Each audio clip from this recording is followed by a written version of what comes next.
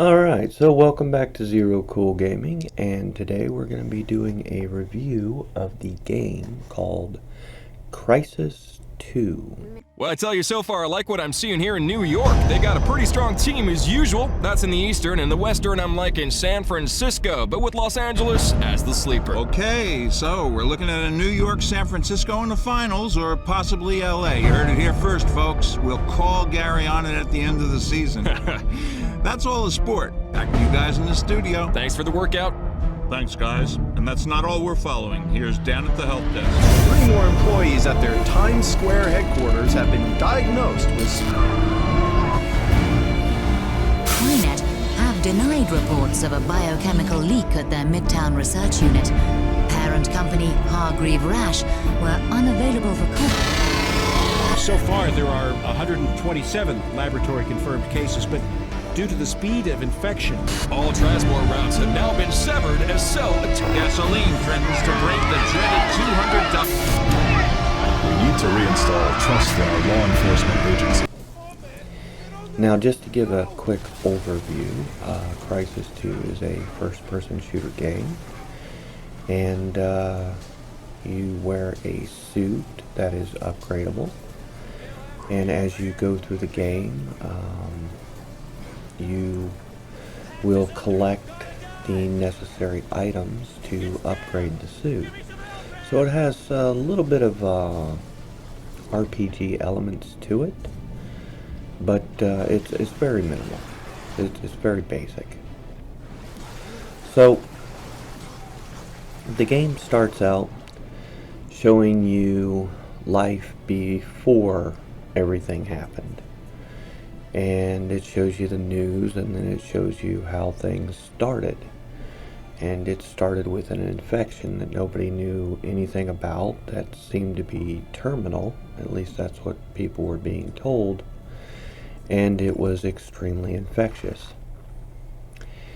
And then you're on a sub, and you're told that you're going to go help fight the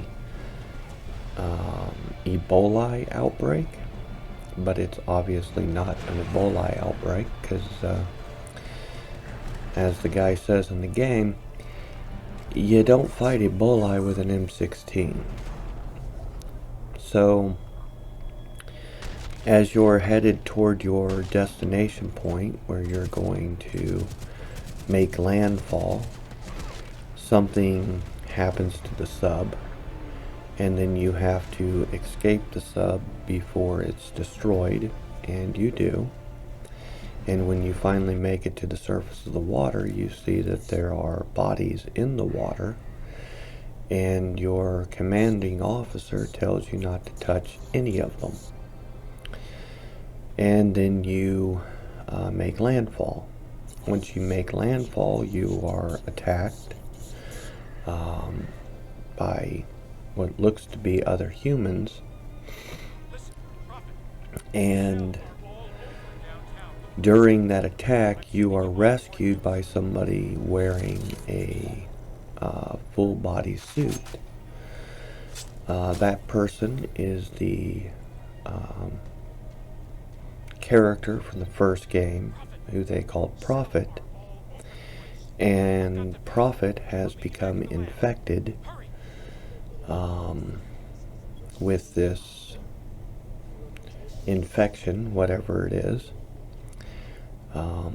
and he removes the suit that he has on, puts you in the suit, and then subsequently puts a bullet through his head so that the suit will accept you as its new operator. And then you begin the game in earnest. Now, in the beginning of the game, you're making your way toward a doctor who is named Gould, and in the process of making your way toward him, you learn that the armed forces between you and him have been told that you are infected and that you are a target for elimination. The doctor that you're trying to get to still thinks that you are Prophet, and he keeps giving you different directions on how to get to him. And you essentially, during the start of the game, do nothing but wipe out humans. And eventually, you make your way toward a downed alien spacecraft, and the doctor tells you that he would like some samples of the aliens themselves. Once you locate your first alien and kill it, and you try to take a tissue sample, the suit itself analyzes that sample and uses it as a method for which the suit will upgrade itself. And the suit explains to you that collecting more samples from different aliens will allow further upgrades. And then the doctor chimes in and says that he's getting a whole lot of information from your suit, and he starts to decipher as much of it as he can as quickly as possible. And he tells you that there's been a deep layer programmed into the suit as a contingency plan, and the suit is aware of this. It's been activated, and it is now actively using the tissue samples that you've been collecting as a means to protect you from the alien invasion, as well as analyze the aliens themselves to see if there's a way to prevent them or hold them back, enable you with further abilities to take them on, and hopefully prevent the invasion that is occurring. So a whole lot of things happen right at the beginning of the game. And essentially what you're left with is the knowledge that the infection that they called Ebola, which was an obvious lie, was some sort of alien first strike. And you still haven't exactly learned what that infection does to people, but it's blatantly obvious that the aliens themselves, once they arrive, are essentially assimilating the planet, and life on the planet as a result is expendable, or is used as a means of furthering the infection that the alien basically is. And you are basically like an antibody. You're going around doing everything you can to find a way to not only stop the infection, but stop the alien invasion altogether. But of course, not doing so means that the human race, as well as basically every other species on the planet, will cease to exist. So good times all around, and that's basically how the game starts. And as you make your way through, bridges collapse and the terrain changes drastically as you move through it, as well as different soldiers and cells of soldiers who are told to apprehend you choose to go against their own orders and try to kill you because of the soldiers you've already killed. So it's an interesting time, to say the least, where mutiny and outrage run rampant within the military, and soldiers seemingly don't have the ability to follow orders anymore. Alright, to give you an idea of some of the more gameplay, you do have grenades in this game. You also have access to detonator charges, as well as rocket launchers, and a silenced machine gun. At times, the game will give you access to a long-range sniper rifle, and as you continue through the game, you'll gain further access to more weapons. In this game, you also have the ability to use different vehicles. One of the first vehicles that you gain access to is a armored vehicle that has both a machine gun and rocket launchers attached to it. And you use that basically to take out the humans who are using the same vehicles against you, at least in the beginning of the game. The story, as you progress through it, eventually you do make your way all the way to Gould. And Gould is like he's a scientist of sorts. And he understands that the basic alien structure is that of squid. And he tells you that they're able to adjust human DNA, actually any type of DNA, to be either under control of or to their own. So it's way above his head, but he understands that the suit itself, once he gets a look at it, is running a subroutine in its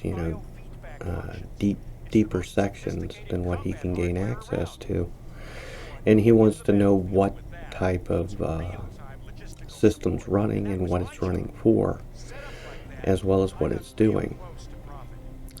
So he tells you that you got to get to this other facility that has a suit, I don't know, reading center, a suit recharge center, something to that effect. Basically, it's a chair that's able to have the computing power to get deeper into what the suit is doing itself. And when you get there, you find out that your whole body has basically been destroyed. You've got major problems all over the place, and without the suit being on, you would be dead. But it also looks like the suit itself is integrating itself into your body and repairing the damaged parts of it. So a whole lot of crazy stuff is going on. While you're at this facility, humans break in, they take you hostage, and they also take Dr. Gould hostage, and they're going to take you to a place called Prism. While you're on board the helicopter, headed toward the facility, a drill-like mechanism comes up out of the ground through a building, downing the helicopter in the process. And then once it is secured, it starts to release what to you kind of looks like black smoke. And it's the virus itself, and it starts infecting people and creating new organisms as a result from the tissue that they acquire. And it's some pretty scary stuff, to say the least. But by this point in the game, you've gained quite a few upgrades for your suit, and you see that there are more upgrades available. After the deep dive into your suit, there's now even more upgrades available. And you'll always be going after the material that you need to upgrade the suit. The more material you take the time to acquire, the faster you'll gain new abilities and upgrade the suit's capabilities, making the game a little easier for you. Of course, as you do so with any game, the game starts to get more and more difficult and throw more and more difficult enemies at you. So, yeah, it's a pretty well-balanced game, to say the least. And it's a well-written story. The way that they break it down and the different ways that they present it to you It breaks up the gameplay and it gives you relative information rather than just filler or some conversation, stuff like that. It tries to give you some meat and potatoes all the time, and I like that. I prefer games that don't sit there and waste your time. And Crysis 2, for the most part, doesn't waste your time with trying to present the story to you. Alright, so at this point in the game, you learn that the suit itself is trying to create a cure or a antigen to the alien virus itself. As well, you learn that Hargrave, the man who created the suit, is still alive, even though his own daughter thinks he's dead. At least as far as you know, he's still alive. He's been contacting you through the suit. Your initial squad that you started the game with has rejoined up with you. And at least some humans aren't trying to kill you at this point, but you still have other humans that are. So now you're fighting humans and aliens. Now you do have light alien infantry as well as heavily armed alien infantry. You get access to more weapons. One of the best weapons for fighting infantry, whether it be light or heavy, is the grenade launcher. And of course you still have access to your rocket launcher, which is great for taking out airborne contacts. And at this point you'll also start to get even heavier aliens, like mechs. I'm going to call this a light mech, is the first one that you encounter. And your light mechs are still not easy to bring down. It takes a full round of grenades from the grenade launcher, or I think it's 4 rounds from the rocket launcher to bring one of them down. And that's assuming that you're hitting it in the right spot. They do have weak points. In fact, all the aliens have weak points. And so do people. I mean, the head, pretty easy weak point to identify. Same thing with like human helicopters. Their weak point is usually the gunner in the back of the helicopter. So all the enemies in this game do have weak points. And of course at this point you're continuing to upgrade your suit. Now you've already encountered some tentacles, and these tentacles are spreading the virus that is infecting people. As well, there are insect-like aliens that are going around and injecting dead bodies with God only knows what. It's also taking stuff out of the dead bodies. You learn that the aliens themselves work on something kind of like a hive mind. So as you encounter each of the individual tentacles and infect it, it allows you to not only kill the infection that's there immediately, but by getting all the sub-tentacles, the main access point, kind of like a bloodstream, you'll be able to gain access to it once you've infected the accompanying smaller tentacles. Once inside one of them, your suit will begin the process of purging the infection from the flow of liquid that is within it. When you do this, the alien tentacle itself will eject you, basically like it would any type of infection. Even though initially it accepts you as one of its own, and it does, once you start to kill off the infection within it, it realizes that you are a hostile infectious source yourself. So it ejects you from the liquid flow. So it's pretty interesting, to say the least, all the different things that are going on. And you're learning more and more about the aliens and how they function and where they came from. You're explained that they obviously came from a ocean world. That's where they evolved, and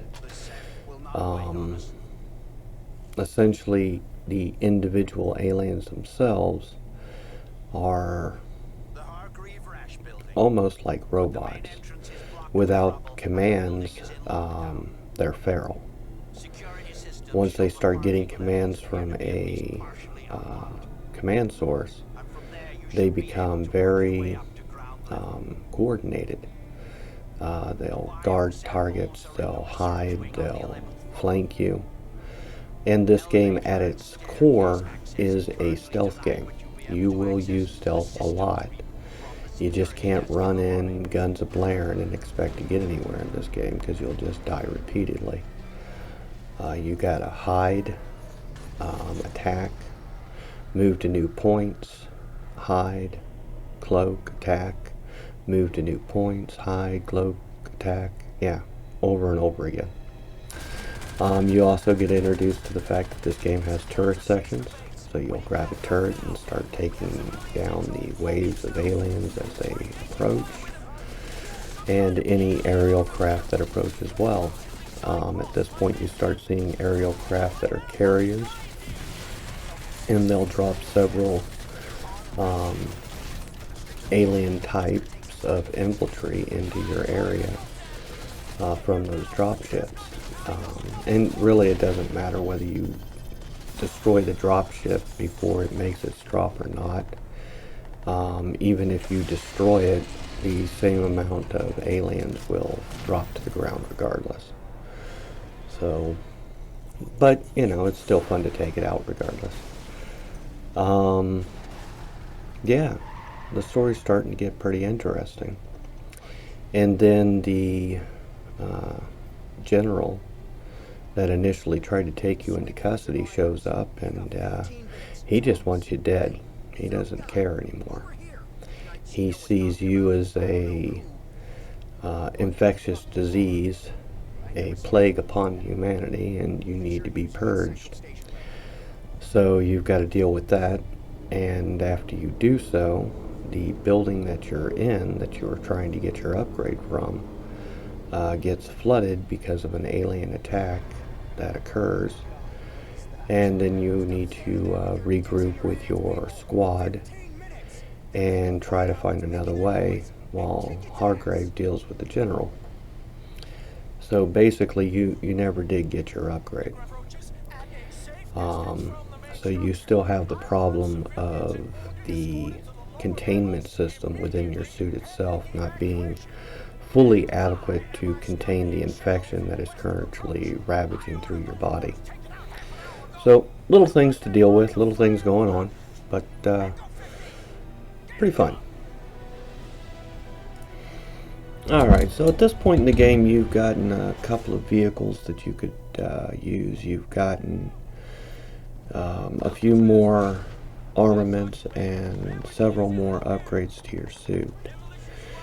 And while all this has been going on, of course, your suit has been trying to advance its ability to create a proper antigen to the, let's call it an alien bioweapon, the infection that basically infects all living life around it. Now, you've been asked to help defend an evacuation of the city, and they're going to try to evacuate by train. And while that's going on, the aliens come in force to, attack that area. You're forced to do a rapid defense while they do a rapid evacuation. Ahead of schedule, of course, people get left behind. Eventually you end up on a transport vehicle heading to a secondary evacuation point, and on your way there, when you stop to try to help some people, a building collapses on top of them. So, you know, things happen. Well, eventually you make it to the secondary evacuation point, and of course you got to do area defense again. And you're still dealing with the same, you know, few alien types that you have. And while you're getting ready for actual aerial evacuation, another one of those spines comes up out of the ground. And Hargrave tries to speak to you over the airways, and of course the colonel wants him, you know, off the military band and this, that, and the other, and he explains to him that what just popped out of the ground is essentially a bioweapon, and if you don't disarm it in that respect, everyone there is going to die in a few minutes. So he asks you to enter the flow again and see if the suit is capable of altering the infectious, you know, flow in an effort to prevent it from killing everyone in the area. And you do, you enter the flow, and once you do, the suit begins its process, and this time is successful before the flow ejects you. And after it releases its spores, shall we call them, it, instead of infecting the humans, it infects all of the aliens in the area and kills them, at least most of them. There's a small mech left alive, damaged but still alive, and you have to evacuate while that thing is shooting at you, and eventually you do evacuate. And the doctor that's been trying to help you says that the only thing that's going to help at this point is getting to Prism. And the colonel has other plans, so what he plans to do is drop you in the water beside Prism while he continues to evacuate the rest of the Marines and injured soldiers that he has in his care. They open up the back of the plane and basically toss you out, and then you end up on the island. And while Hallgrave says he appreciates you coming for him, the colonel's going to be a major problem. He's deployed men all over the island, and they have orders to kill. So as you make your way through the island, he asks you to shut down a substation and prevent yourself from being captured. You eventually make your way to the colonel and you kill him. And then when you are asked to come meet Hargrave, he shuts you down with his own EMP. And then he has a bunch of doctors sit there and try to cut the suit off of you so that he can put it on himself. That fails, because the suit refuses to let that happen. And the girl that you met at the beginning of the game shows up, shoots the guards before they put a bullet in your head, and asks you to go take care of Hargrave. You gotta find him. And eventually you do find him, and you find out that he's essentially been placed in stasis. His body is basically dead, and yeah, you're not going to be carrying him anywhere. So, excuse me, he asks you to take a syringe and inject that into you, and that'll allow your suit to finish its processing of the alien infection and create a proper countermeasure to it. And you do that, of course, you know, you get some memories back and stuff like that. You have some flashbacks. But eventually you recover, and the suit continues to work on that vaccine. So you make your way out of the facility, and then you make your way to a bridge that ends up collapsing, and after that you find the doctor who's been helping you through the whole way, and he's basically told to be quiet while you continue to move through the city in an effort to find the center of all of this, where it's all coming from. And you locate that at the reservoir in Central Park. At this point, you get a pretty cool transport. It's a tank. You got missiles and guns, and it's all pretty powerful. So that's a lot of fun. It's actually one of the transports I like. Unfortunately, it gets destroyed by a tentacle, and you have to move on from that point by foot. While all that's going on, the suit completes its processes and is able to create the anti-bioweapon in that respect 100%, and it tests it on some of the infection you have within you, and it's successful in converting all the infection. So, pretty cool. After that, of course, you got to continue to make your way through the city on foot, through buildings, and lots of alien opposition. So, yeah, at this point, the game starts throwing everything at you in multiples. Your suit's pretty powerful at this point, so that's nice. You do have a few different types of vision. You've got heat vision, your regular vision, and you've actually had that for a while. Don't get me wrong, I just forgot to mention it. And of course, your suit continues to upgrade, so you're able to carry more, you're able to move a little faster, your energy lasts longer, it recharges faster. And all of these things are nice, especially when you're dealing with multiple enemies at a time, especially multiple alien enemies. And like I said, these things, you can't just run into an area. It's truly a stealth game. It's not very stealthy, but it's a stealth game that requires you to use your cloaking ability. You cloak, you get in close, or at least as close as you can.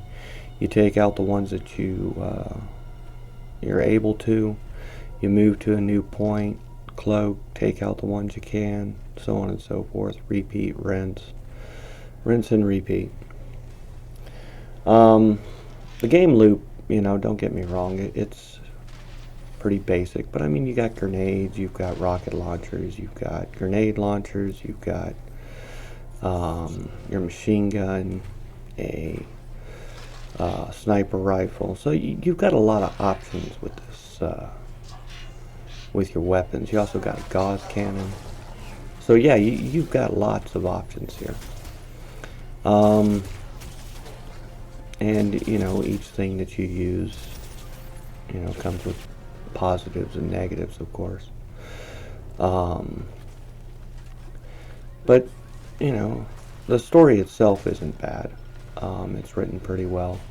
It keeps you interested, to say the least. The enemy placements, at least as far as the alien enemy placements, they know how to take cover. They know how to flank you. They know how to try and locate you. They know your last position, and they'll usually go to that area if you're currently cloaked. And you can use that to your advantage, truly. Sometimes if you get too close to them, doesn't matter if you're cloaked or not, they're going to see you. And getting in behind them if you're not cloaked is basically impossible. Unlike human combatants, they seem to be able to have eyes behind their head to know when you're coming up on them. Or they can hear you or something. I have no idea exactly how that works. But yeah, lots of stuff going on at this point. Lots of things trying to kill you, and it's coming in mass to do so. Alright, so the end of the game is basically infiltrating Central Park, and they throw a new enemy at you at the very end of it. But before you can even get to that point, you've got to do the same thing you've done before. You have to infect all of the tentacles around it. So you make your way to each one, you infect each one. That causes it to recoil back from the central spire. And then once you have done all of the adjacent coils, you can go ahead and attack the central spire. In doing so, you're going to encounter stealth aliens. And their stealth is perfect stealth. I mean, truly. You can target them, which will help you to track them. But they're still not easy to drop. They're actually stronger than a heavy mech. And there's several of them.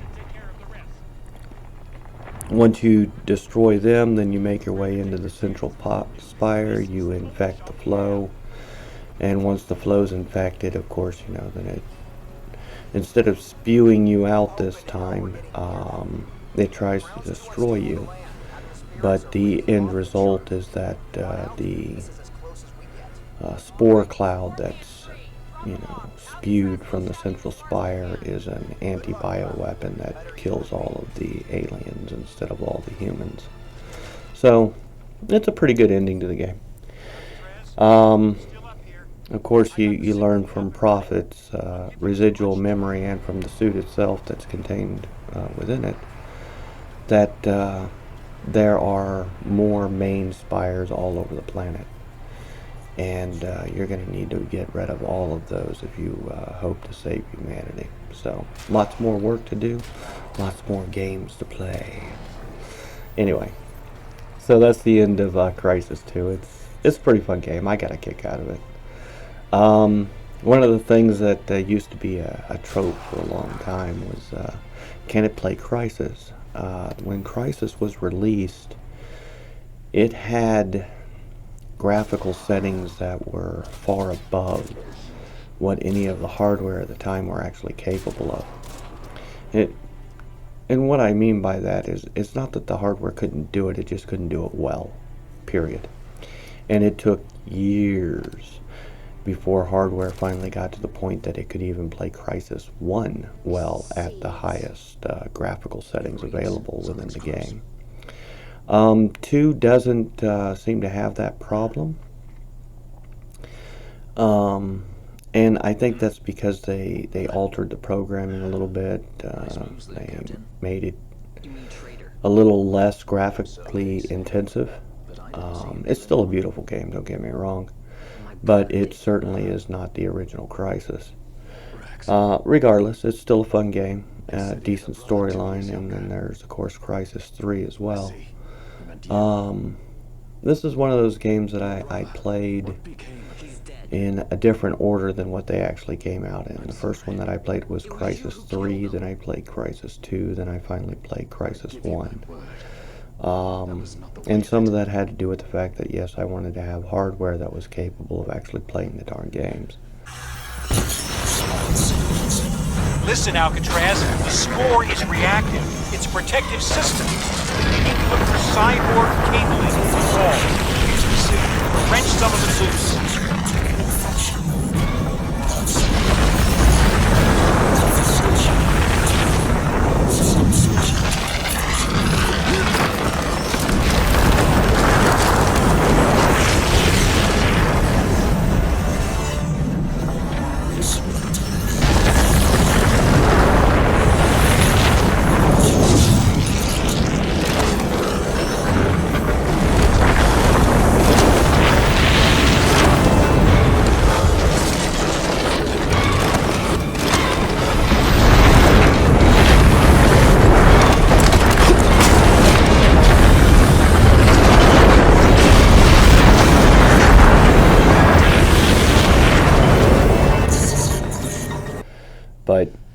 that's neither here nor there.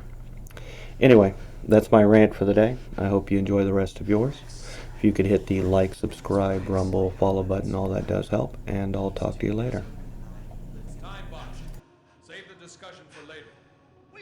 But if we arrive after he signed the treaty?